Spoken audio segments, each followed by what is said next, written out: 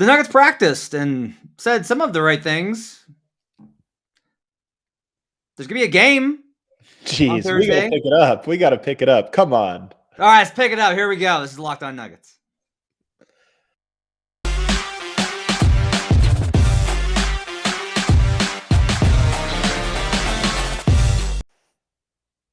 We're live on Locked On Rockies right now. No, we're not. It just says that. Oh, it just says that. Okay, well, here we go. Locked On Nuggets. Thanks for joining us on Locked On Nuggets, your daily Denver Nuggets podcast, part of the Locked On Network, your team every day. Thanks for joining us and making us part of your day. Really appreciate it. I am Matt Moore. I'm the senior NBA writer for the Action Network, joined by Adam Mares. You can find his work on Twitter at Adam_Mares. We will talk today about Denver Nuggets practice, about what they said at practice, about Jamal Murray's latest status. The latest on Jamal Murray. There's nothing new. And we'll talk a little bit about what has to go right for the Nuggets to win Game 3. It's a long list. We'll try and keep the segment short. And in the final segment, we'll go around the league and get a little talk about how the NBA playoffs are unfolding. Adam, I was unable to make it to practice. I've been writing and doing video and podcast and video and writing and podcast. And so I was not able to make it to practice. I did catch the quotes, was on Twitter reading them their quotes and saw some of the video. Not great that the head coach of a team down 0-2 starts out by saying, well, I'm expecting the arena to be 40% Warriors fans right off the bat. That's not encouraging. It wasn't even that he said it. It wasn't even that he said it. It was like almost how he said it. That was so concerning. It just was. Malone was grouchy today. He was really grouchy. And I always say I get worried when he's grouchy because it makes me think he's nervous. He's anxious. And, everything he kind of said came out pointedly, and including when he was asked, the question that he was asked was, like, oh, you're going to your home crowd, a home arena. Like, does that give you a boost? And can you get back into the series thanks to that? And he said, well, first of all, they're going to be probably 50% Warriors fans, something like that. And it was just like such a elevated question that was smashed down immediately. Like, don't bring that optimism in here. Honestly, and that is how the whole thing felt to me. I mean, this is my own interpretation of it, but it kind of felt a little pointed, a little edgy, and as if Michael Malone at least feels a little pressure about where the team's at and sort of their prospects. It's very weird. Here's the thing. The heat is very high on Malone from the fans right now, which makes it all the tougher because I just have to be like, look, I hear your complaints. I understand your criticism. I don't disagree with your points of contention with him. The man just got a 3-year extension and the Cronkies aren't going to pay him to sit at home. I don't know what you want. Like, it is a thing, though, about when we asked why they extend him when they did. Honestly, this is probably part of it, was just like you don't want to get into a series where you feel like you make your mind up saying, hey, we know if Jamal's not coming back, all these things, like we kind of know, is this our guy or is it not? Because if you make the decision based on you just lost by 20, 30 points, whatever, to the Warriors, you might start to make a little bit more knee-jerk reactions. And I'm just guessing that ownership and management both felt like, hey, he's our guy and whatever happens. But it does make you wonder, if he was not extended, probably would have been even more grouchy. There'd be even more probably at stake for a series like this. So I think the way I've kind of like positioned it in my head is Malone I've said this, we've said this a lot of times, right? Like, Malone's had a bad season. He could have a bad season and not be firing him. But like, I'll put it this way. After the 2020 run, it was the window's open. They've got all this great young talent. They've proven they can win in the playoffs. They've got this amazing central player. Jamal Murray is a 16-game player. They have the dudes. Grant leaves, but they pick up Aaron Gordon. Everything is set. The injuries happen. It sets you back 2 years, as you've often talked about, and that's a great point that you've made. Now I feel like, and we'll be talking a lot about this in the coming months, but instead of the time is now, make a run, it turns into, you better win next year, because now you're going to have lost probably 8 straight playoff games in embarrassing fashion, and you need to prove that you guys can still be a serious threat. Yeah. Look, man, I get this is the thing about it is we all said, like, what can you learn from this year or this or that? And it's tough, but now you're in that point where you kind of wonder, like, hey, things are really bad. It's going to take I think you're going to have to get some distance from, if Denver does go on to lose, you're going to have to get some distance from it before you make any kind of decision. But let's also not forget, they're in the series 2 games. I mean, there is a chance for this game 3 for Denver to kind of gain some momentum. And I'm not even saying win the series at this point. I'm just saying there's a chance for them to look better for however many games remain to a way where you say, you know what, maybe they got, they just were hit by a very good team, by the way. The Warriors, I think, especially when you go back and watch the tape, it's not just that Denver is kind of getting beaten, outclassed, but the Warriors look really good. They look really on point. Jordan Poole is playing like a superstar right now. Draymond Green's talking about him playing like a superstar. I mean, Draymond Green, by the way, we're in such a weird era right now where everybody kind of like we get players' opinions and this or that, and there's a lot of like unwelcome ones. Draymond Green, he's been absolutely fantastic. He's doing his podcast, of course, the Draymond Green Show,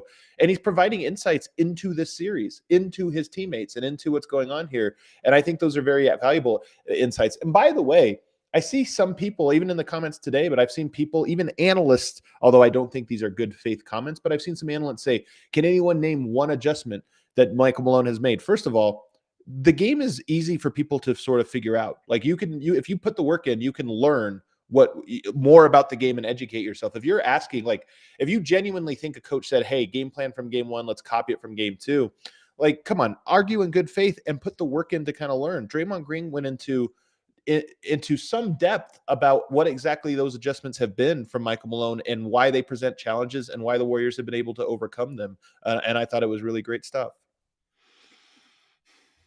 So this is unrelated. I want to take you kind of back. 2015, the Warriors beat the Pelicans 4-0 in the first round. The Pelicans wound up firing Monty Williams. 2015, Monty Williams, the coach of the year, 2022 coach of the year, probably could be, and maybe even should be, 2-time coach of the year if he would have won last year. Yeah, they beat the Memphis Grizzlies in what honestly wound up being the last run for that group together. Dave Yeager took over the next season, so that broke them, and then that was like the end of the grit grind era. They beat the Rockets in the Western Conference Finals. They started off the next season terribly, and Kevin McHale got fired that next season. The Rockets limped to a terrible first-round exit. They beat the Cleveland Cavaliers in 2015. Worked okay out the next season for them, but also, by the way, fired their coach. Right.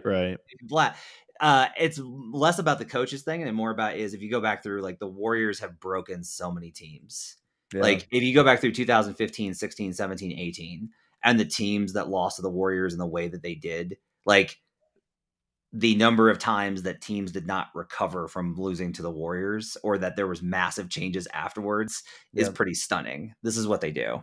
And I would say it's not just the Warriors that do this. This is kind of a common thing when you go up against the eventual champs or an eventual good team, like, finals contender or what have you, is oftentimes those are measuring stick teams and an organization thinks that they are great. And then they go up against an actual great team and they're like, wow, we were way off from what we thought. It just so happens to be that the Warriors have been that team for 5 of the last 7 years and maybe are that again.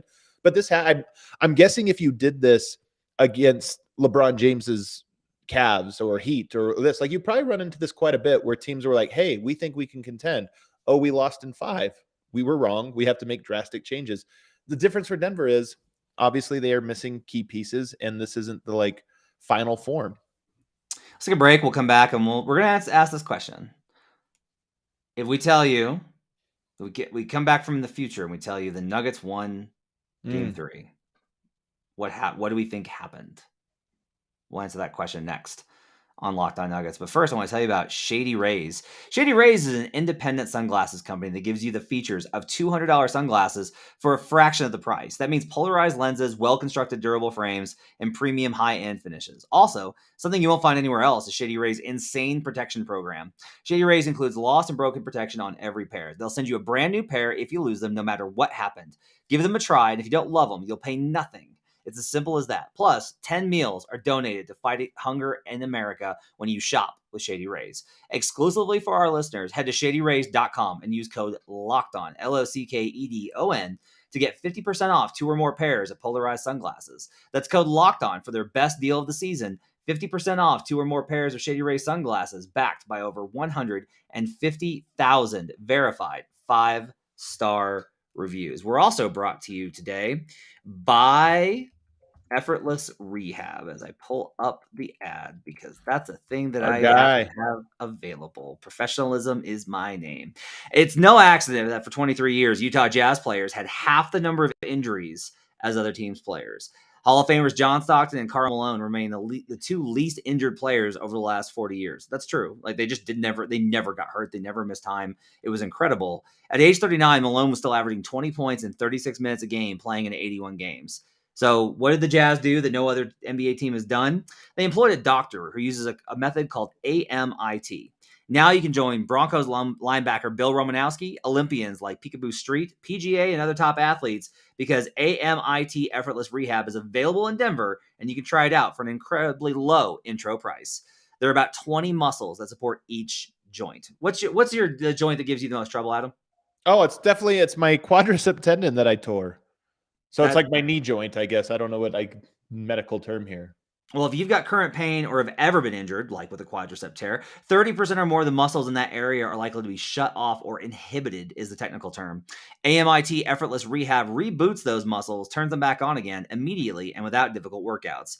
Rebooting those muscles can instantly relieve pain, restore range of motion, prevent future injuries, and help you regain performance you may have thought was gone for good.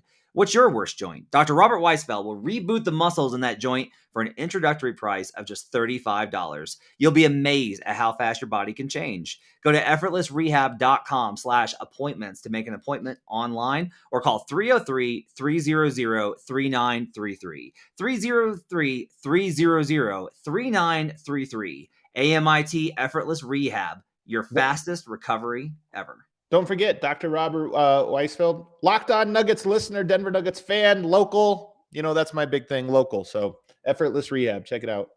We'll be right back on Locked On Nuggets. Back here on Locked On Nuggets, thanks for making this part of your day and your first listen every day. Check out Locked On Now. It's got nightly recaps of all the NBA playoff games available wherever you get podcasts. It's Locked On Now. Adam, I've come from the future, and I have journeyed in a DeLorean with a strange scientist man. Wow. And are you familiar with the Back to the Future series? I don't know if that falls into the category of things that you're just like, I don't have time for this. Because I like good movies. Back to the Future, good movie, good series. True. Yeah, all three of us. Rare in that all three films are good. Yeah. I come back, and much like Biff, I have the sporting result for you from the future. The Nuggets have won Game 3. But in order for me to tell you the box score, which I guess you want for some reason, you have to guess what happened in that game. Let's start off the top. What is the number one thing that was different in a Game 3 win for the Nuggets, if it happens? Well, obviously they solved the death lineup, or whatever we're calling this new death lineup, the pool party or the pool death or whatever it is now, Death Star I've seen out there. They've solved it. That features Draymond Green at center, Andrew Wiggins at power forward, and then Jordan Poole, Steph, and Clay out at the perimeter. And by the way, this was a topic of conversation at practice today. And Michael Malone, when asked about that specific lineup, said that they probably need to combat that lineup with a lineup change of their own, meaning to throw different bodies out there. They've tried a couple different ones, but most of them have been their like base. You know, these are our starting lineup, or maybe you have one Austin Rivers in there at one spot. So my guess would be that the Nuggets found a combination. And if you told me they won the game, not just were more competitive, but actually won it, I would have to think that they threw a Hail Mary that got completed. I would say, wow, did Zeke Naji play power forward in those minutes? Did Austin Rivers join Bones Highland and Monte Morris? Is that the lineup that we saw? That's so wild. It wasn't a little change. It was a big change that you used to combat that lineup. Because, Matt, Denver's getting outscored by something like 50 points in like 11 minutes against that lineup. I don't think it's like hey, what if you just swapped out one guy for one other guy? You make up the gap. It feels like Denver is very far from solving that one. That's why I feel like it'd have to be something pretty drastic with the strategy against that lineup. I think it starts with Nikola hitting it. He hits his first 3 jumpers versus Draymond and then gets him in foul trouble. Yeah, that to me is like, that's step one, is like Jokic gets the bounce. Draymond's like gets frustrated because he keeps hitting jumpers over him, plays up a little bit more. Jokic catches him with an up fake. He gets a good call. He finally gets a home whistle, gets a call.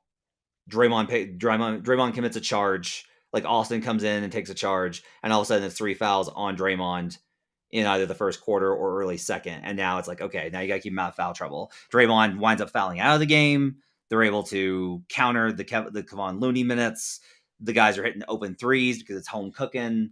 Like all of that, like those are pretty simple things, and that could lead to it. I think here's part of it is like if you take the Warriors are the Warriors when they form together like Voltron. If it's Steph and Draymond and then any of the other pieces, like you need the other pieces, but if it's Steph and Draymond, then it's extremely hard to beat them.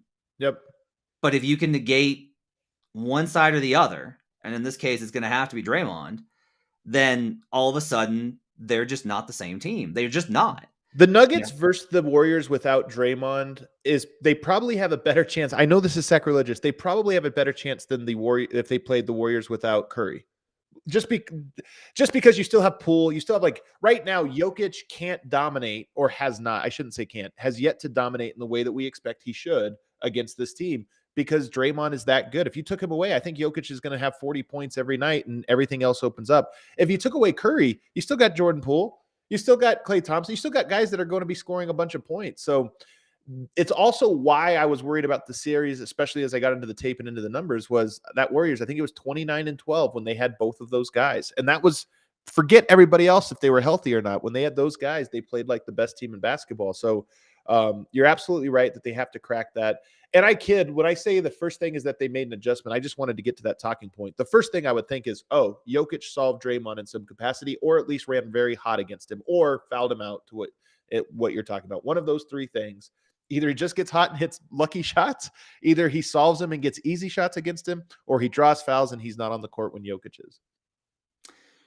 Interesting number to the degree that it matters. 37 minutes without Draymond Green in the series. The Warriors are minus 13.9 net rating. Like that's like a pretty bad net rating. I mean, it doesn't feel bad compared to the positives that they are when he is on the court. But like the Nuggets have kicked the Warriors' ass in the 37 minutes between two games where Draymond has not played. Unfortunately, the Warriors are plus 34.4. Man, when Draymond, he's really good, man. He's really, really, really good, and he's having a huge impact. In all sincerity, though, tomorrow night is a big one for me personally, and obviously it's how I look at this team. And Jokic has been great. He's largely been above sort of criticism, and we haven't seen him at his low moments very often. He always bounces back too. Like we've seen him at a low point in Game 3 against the Utah Jazz, where it was like Rudy Gobert's blocking him, and he's playing for him. We're like, oh my God, what is it? Comes out the rest of the series and dominates him, and you're like, oh, he solved that, and then everything kind of fell into place. This is one where tomorrow, again, forget about the winning the series, and even forget about the sweep or not sweep. I just want to see if he has more to offer, and I know he's handicapped. This is not a fair fight. Denver doesn't have a ton of offensive weapons, but I still want to see if Jokic has something up his sleeve or something he figures out in this matchup that gives you a little bit of hope that, hey, he can solve these difficult of equations. I think part of this from a mentality standpoint, because the comments have kind of filled in with intensity as a discussion level. Yes. Hey, it's fair. I see. Here's the thing. When I've watched the first two games, I don't see them half-assing it as so much as I see them bowled over and overwhelmed. Does that make sense? Like, there's a difference between just like going through the motions, and then like the Nuggets just seem, when they have hit their stride, the Warriors, the Nuggets just seem completely overtaken and unable to calm themselves. Like, yeah, but these things are not separate though, man. Like, you're right that there is a intensity level that you arrive with, but what's that Mike Tyson quote? Everybody has a game plan till you get punched in the mouth. Yeah. Some of this is like, the Pelicans were down 20 against the Suns in that first game. They stormed all the way back because they were resilient. They were tough. And they just were like, you know what? Through hell or high water, we're going to just try to make this game close. And we've seen Chicago's not a good team. All evidence over the last 2 months of the season, they were not a good team. Here they are going up against the Milwaukee Bucks, who are. And they're still playing like, hey, damn the torpedoes. We're just going to try to find a way to get something and put ourselves in position. Like Denver, you're right that they look overwhelmed. But there's also when you get overwhelmed and you start taking haymakers, you just kind of put your head down and start throwing back. And we haven't seen that from Denver. And that's the part that I think is frustrating, is they've looked overwhelmed and they've looked frustrated and started to crack, rather than just like, hey, let's just punch back and see what happens. I'll say this. I think I do, when I see some of their defensive possessions seem like they're just like, it's the thing you've talked about where it's high effort, but it's not smart enough. Right? Like you're like, I'm going to pressure and get this steal and try and make a big play. Don't do that. The Warriors are going to kill you if you do that. Like, you should try and turn them over, but you turn them over with like good positioning and playing smart. You have to be extremely smart versus this team. This is an extremely smart basketball team. There's a reason go ahead. No, it's good. I like boxing metaphors for sports just because I feel like boxing is the ultimate sport. It's like it lends itself to a lot of metaphors, but this would be more like they are not Mike Tyson. They are more precise. They're almost like Floyd Mayweather or something, where the more sometimes you try, the worse you look because you're less leaning in a little bit more. And that's I think that's what you're getting at, is Denver can, like, if you effort, not necessarily lock in, but if you effort, the Warriors make you look even worse. They get the back doors and that kind of stuff. Good about this comment from the comments. Same thoughts. Try starting Zeke for Jeff Green. I was disappointed Malone didn't try anything different for game 2. I mean, I already go ahead. Look, Zeke can have a big game. Zeke's a second-year player who's consistently shown problems with getting overwhelmed in regular season spots. Oh, it's genuinely unfair to Zeke to throw him out there. Like, one of the things that I've been hearing is that Draymond Green has been like giving it to Aaron Gordon, and it may be part of why he is missing everything right now, is that Draymond Green is breaking Gordon, just like trash talking him. Like, he throws Zeke Naji out there and say, hey man, national audience, like, let's say you go up against Draymond freaking Green and not like break your confidence for an entire summer. And we know, by the way, that Zeke Naji has been vulnerable to that very thing in the past. Like, he's gone through these stretches where you could tell he's in his own head. But the thing about the starting is everybody's falling in. It's so funny that the people that have been talking about changing the starting lineup are the same people that get mad at Barton for wanting to start. The starting lineup is winning the minutes. Steph Curry has been coming off the bench. The Nuggets starters have won both quarters in the first quarter with their starters. Like, when Jokic has checked out the game, they've been a positive in the first minutes because the Warriors are slow playing their lineup. It's not about who starts. It's about who do you combat that death lineup with to end the second quarter, because in both games, that's when the wheels came off. It was when they put in that good lineup. By the way, there's a lot of bad faith efforts you see right now, or bad faith comments right now about Jokic is a team worst -65. He's letting his teammates down. Guys, the bench unit is going up against Nemanja Bjelica, Gary Payton, and Juan Toscano-Anderson. Like, the Warriors know what they are doing. They know when Jokic is on the court, that's when they throw out Steph, Poole, Draymond, Clay. That's why they're losing the minutes, because that's a haymaker of a lineup. And they're fine losing to DeMarcus Cousins by 4 points over 7 minutes, because they know they only need 3 or 4 minutes to end the second quarter to go on a 20-5 run. It's happened 2 games in a row. Yeah. And so I just, because part of this is, look, let's imagine the full rotation, right? Like if the full rotation was getting cooked, that would be like a reasonable situation to be like, hey, look, MPJ is just he's getting targeted on switches. He's getting really burned. It's been really rough. Let's try Jeff Green. And maybe we got a little bit more experience and some physicality. Let's change that up. Or J Mike, but this is the thing. There aren't PJ. This is like a key one. Hey, I would be very much like, look, I know it sucks. I know exactly like how much this matters to Will Barton. I don't care. You are trying to get out of the first round versus the Golden State Warriors. You try what you have to. PJ Dozier needs to start for Will Barton.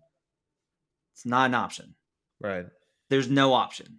This is why I have the guys. This is why Michael Malone, and today he referenced maybe we need a spark plug for this next game. And we kept talking about, like, who does he mean when he says spark plug? Bryn Forbes? Facu? Zeke? We're like, man, do any of these guys? Only Facu is the guy you would describe as a spark plug. Yeah, I definitely think it's time for Facu. Everyone thinks I'm crazy, and I'm just like, look. Well, it can't get worse. It can only get better. Yeah, that's the thing. It really can't get much worse. Like, you're not sacrificing that much. I mean, what's the difference if you lose those minutes by 25 versus 20? Like, at that point. Here's the thing about Facu. Can he stop Steph Curry? No. Can he stop Klay Thompson? No. Can he stop Jordan Poole? Right now, Jordan Poole is so confident and comfortable, and Facu is a pest that I think great players are like not. And we saw Chris Paul, we've seen Steph, like we've seen the great players kind of be like, "Hey, I'm still going to get mine." Jordan Poole is arriving. I don't think he's arrived. Do I think he can solve Jordan Poole for a whole series? Probably not. Can he make a difference in game 3? Because Jordan Poole is shooting 80% from the field right now. Can he just like bump him and foul him a few times in a way that like get under his skin so he starts to like question himself? That's the impact I think Facu can probably have if he plays. And by the way, spark plug, I'm sorry, I would not describe Bryn Forbes or Zeke Naji as a spark plug or Vlatko Čančar. I think he has to be talking about Facu. So Argentina, buckle up. I think we get Facu minutes tomorrow. Yeah, I think so. Yeah, not a good Bryn Forbes series at all. So I want to can I ask you about Gordon real quick? Please.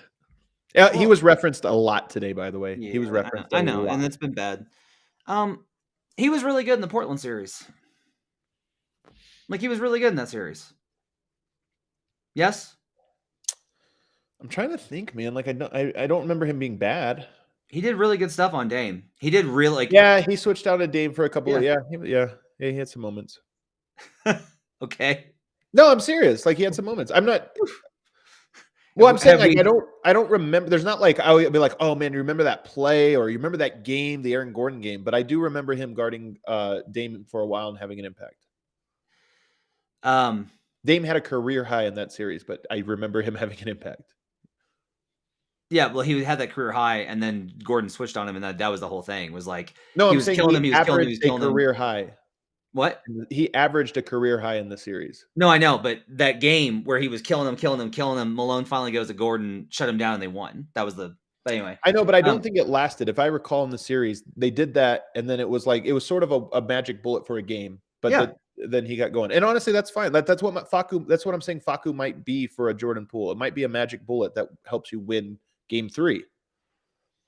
My point here, I don't feel like Aaron faded in the playoffs last year. He got overwhelmed by the Suns. They got beat. Wasn't impactful in that series. Yeah. So like I don't know what this. Here's what I keep kind of coming back to. I don't know how much of a problem it is for like the Nuggets in terms of they don't have the guys or they're not made for the playoffs, and especially given what we've seen from these guys through the years. I really just think a lot of this is just like Draymond Green. Like Draymond Green is just like on every level imaginable. Yeah. Well, I mean, of course, Draymond's incredible, and I'm not glad it's happening against the Nuggets, but there have been people that have pushed back about just how great he is. Like when you see him in a series like this, you're like, yes, he is the singular he's to me the MVP of the series right now. That's how good he's been. Jordan Poole's been fantastic, but Draymond's the MVP of the series. Michael Malone kept referencing him today, and I mean, he was almost what is it if you're just tweeting? No, but he was sub-talking. Like, I mean, he wasn't tweeting. He was sub-talking Aaron Gordon and Jeff Green a lot because I think he even made a reference to oftentimes Jokic is playing 3-on-5 out there, like kind of referencing. And he said Draymond Green is not guarding anyone. If you look at these, he's just helping Jokic, and we're not punishing him right now. We need guys to make shots, and we need guys to figure that out. So,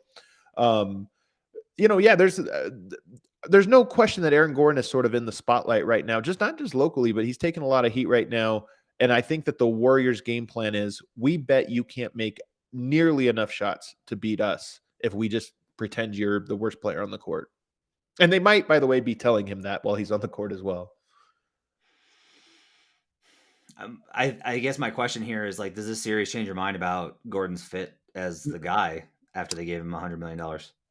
Not really. The thing I would say that is a little the only because again he's not supposed to be doing this role. It's always easier when you have a smaller role. The thing that concerns me most about Aaron Gordon is the Denver has a lack of, I think, dogs. Like everybody uses that phrase, dogs. Like, do you have a dog? Like you watch the Boston team, they've got so many dogs, man. They've got so many. Even New Orleans, I'm watching, and I'm like, they got some guys out there that are just going to fight and just going to go. And Aaron Gordon can be a great defender who has this offensive skill set and is versatile and switchy. And I like the way he plays off of Jokic and this or that. To be the guy that Denver needs him to be, he needs to be one of the dogs. He needs to be one of the guys that like is actually talking trash to the guy he's playing against, not the guy getting trash talked to and sort of wilting under it. So that's my big fear with him is, does he have that the Nuggets kind of need? Was Gary a dog?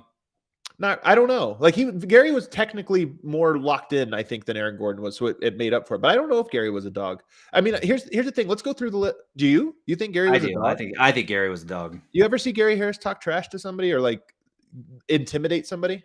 Oh, I don't. I guess not. If that's what you're talking about, then no. Well, this is what I'm talking about. If you go to Memphis, they've got a lot of guys that like, you call me out for something, I'm going to go like, in some guys, this could be a detriment. You can go too far in this, but they have a lot of guys that want to prove to you every single game. Like John Morant lost game 1 and immediately posted a Michael Jordan talking trash meme, like on my, like, he's like, I'm willing to call my number because I know I'm going to back it up. And they've got Dylan Brooks, who is that way. They've got a lot of guys that have that sort of swag to them. Obviously, Pat Beverly is bringing that to Minnesota. You watch the Boston series, you got Marcus Smart. You've just got a lot of guys that are willing to sort of do this. Aaron Gordon, to me, like, Aaron Gordon needs to be one of these guys to me, or at least have a degree of it that he's lacking right now. And yet you don't like DeMarcus Cousins. Weird. All right, let's take a break. He needs to go at the other team, not the officials at his own team. But yes. Let's take a break. We'll come back and we'll go around the NBA as we continue here on Locked On Nuggets. But first, it's time. Yes, it's time. Oh, yes, it's time. It's time for Built Bar. So many great flavors.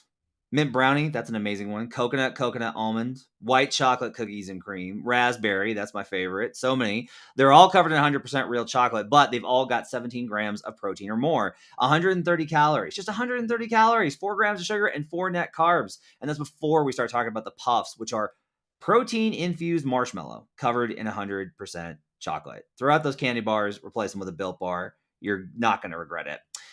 Go to Built.com and use promo code LOCKED15, LOCKED15, and get 15% off your order. That's promo code LOCKED15 for 15% off at Built.com. We'll be right back on Locked On Nuggets.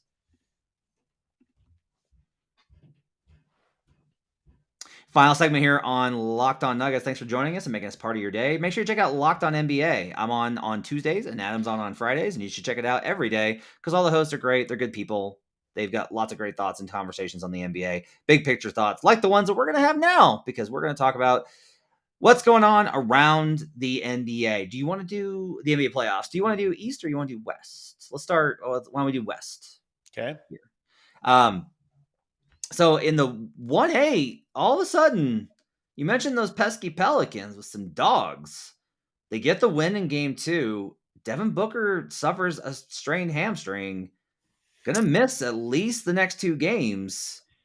Man, I'm telling you. Are the Suns in trouble? Yes. Yes, not against the Pelicans. I still think they're going to take care of the Pelicans. Although, I have to tip my hat to the Pelicans, man. Prepared, executing their game plan, and making tons of big boy shots. CJ McCollum, who, by the way, like, the Nuggets have played CJ McCollum in 2 series now, and when one, I can only recall one good game from him, and it was game 7 the first time around. He was fantastic in that game. But I've just been like, I was such a CJ McCollum doubter. He's been so good in that series, and he's made so many big shots. What a good fit he's been. In that team, they're going to push Phoenix. Phoenix is just still, in my opinion, too talented, and I think they get it. But I would not be surprised if that went 6. But here's the thing. Hamstring?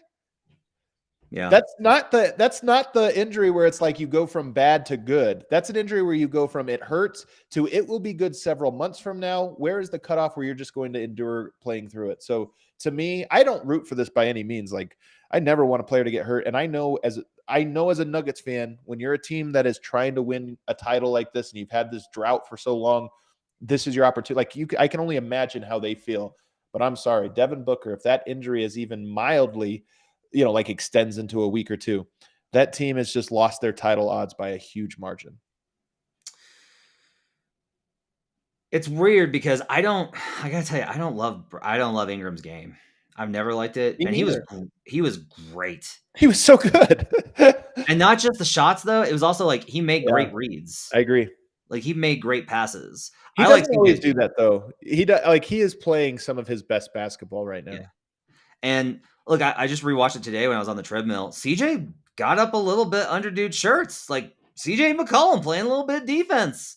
I really like these teams that are kind of Frankenstein monsters. Like it's Island of Misfit Toys. It's very grit grind Grizzlies in that it's like Jonas Valanciunas, was a Raptor stud and then traded off for them to win a title, and then Memphis ditched him because they wanted more flexibility. And CJ McCollum was like the guy. It's like, oh, they got to break up the Blazers, so CJ winds up there. Ingram was the cast off from the Lakers to get AD. Like it's all these dudes that just like randomly wound up there, along with Herb Jones.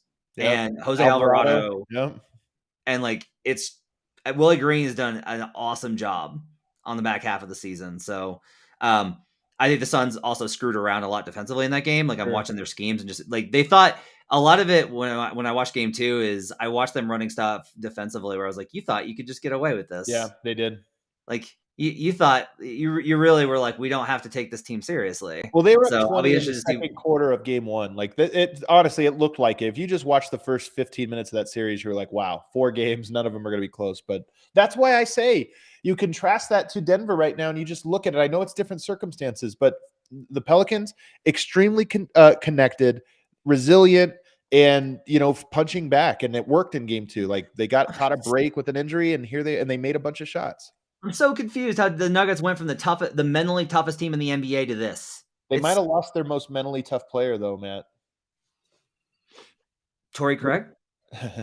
I think Jamal Murray might be their most tough. Like the bubble, as great as Jokic was, in all of those games, Jamal Murray really, was at the forefront of a lot of their biggest, most important games and moments. Elsewhere, Luka Doncic is questionable for game 3 versus the Jazz. This is my series for action. I have 2 primary series. It's Nets, Celtics in this one. Yeah. And I have the Mavericks in this one. I bet the Mavericks after game 1 when they lost, because I knew I'd get a good number at 5-1. I don't know what the Jazz are supposed to do. Like, I don't know what the counter is here if Kleber's going to hit threes. It literally comes down to if Maxi Kleber hits threes and Luka Doncic or Jalen Brunson or Spencer Dinwiddie have a good game, I think the Mavs are going to win game by game. Yeah. I think the thing that is the through line here is they defend really, really well, and that always just gives you a chance. Like, even if you lose Luka, if you have like this defense to fall back on. But you're right. Jalen Brunson played incredibly. Maxi Kleber hit 7 threes? Was that what it was? And they won. Also, that people will tell you sometimes, Matt, like you'll stop worrying about what people think about you when you realize they don't. This is kind of how I feel as the Nuggets season right now, is you're like, oh my God, it's so embarrassing. And then you like look around and you're like, oh yeah, the Utah Jazz are losing to a team that's minus their best player. The Brooklyn Nets, Kevin Durant shot 4 of 17 tonight and had 6 or 7 turnovers. Like there's a lot of teams that are down bad right now. Not just Denver. I just want to address this real quick, just to clarify something. Not that one. That's not the one. Kyle says, I hate all the media members and fans publicly doubting Jamal Murray's heart. Kills me as a fan. I personally have not encountered a single media member that's done it. If that media member has done it, then it's like it's somebody that doesn't cover the team daily. This is what I was going to say is every fan base feels like everyone's out to get them. And it's like Nick Wright is out to get the Nuggets. And so like when you see it and then everybody retweets it, like it sticks in your mind as this thing. Like there are a few people out there that are really like going in on Jamal, but they're not, like you said, day-to-day people. And there's way fewer of them than you think. Yeah, I think the Mavs are going to win the series. And yeah, I think the Jazz are going to implode. Like, I think we're going to see big trades. That team's not coming back the same. Coaching, roster, all of it. Yeah. So all of that I think is on the table for Utah, which that's going to be really fascinating to watch and important for the division, right? Like that matters for the division.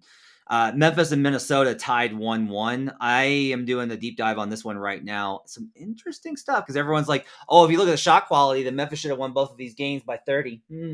I'm here to tell you that a lot of it was that Memphis missed a bunch of uncontested looks in game 1, but all of their looks got more contested in game 2, and they just hit more tightly contested shots. Like, pretty fascinating, honestly, to look at the series and how it's kind of gone. I think Minnesota's still alive to win the series. I kind of think Minnesota's going to win. Like, that's where I'm at right now. I could be wrong, but I still like the edge with Minnesota. I expected Memphis to win game 2.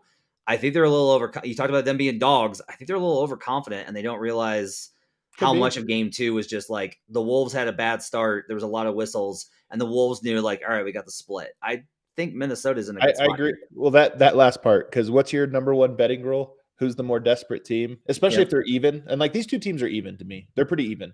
So it really, I think it's gonna be a close series. And the more desperate team was very clearly Memphis in game 2. Okay, that's 2-7, and then 1. I did 1-8, and then 3-6 is Nuggets, and 4-5. We're through the West. Okay, I got through the Western Conference. In the East, man, I thought the Raptors were going to get this game 3. I had the Sixers in this series. I will say this, like the Raptors were the trendy underdog pick, and I was like, guys, they can't score. Like they just don't have any offense. They're all about like trying really hard on the offensive glass.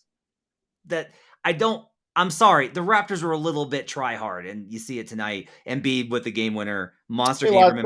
They lost some players, and it came down to a game winner. I feel confident that Toronto would at least be in the series 2-1 if they would have had their guys. But they got hurt. I mean, this is the breaks, man. Like, guys, okay. Gary Trent Jr. played tonight and played great. Trent was sick in game 1 and 2. They're missing Scotty Barnes, the rookie of the year, but a rookie, and that's it. Like that's the only thing. Like is that it? That's all they're. So it's just those 3 guys. Thad Young's not your guy too, isn't he? Isn't he been missing? No, he missed. He got banged up. He still played. So here's the thing: who is Philly missing? The answer is nobody. Did the game go to overtime tonight? Yeah.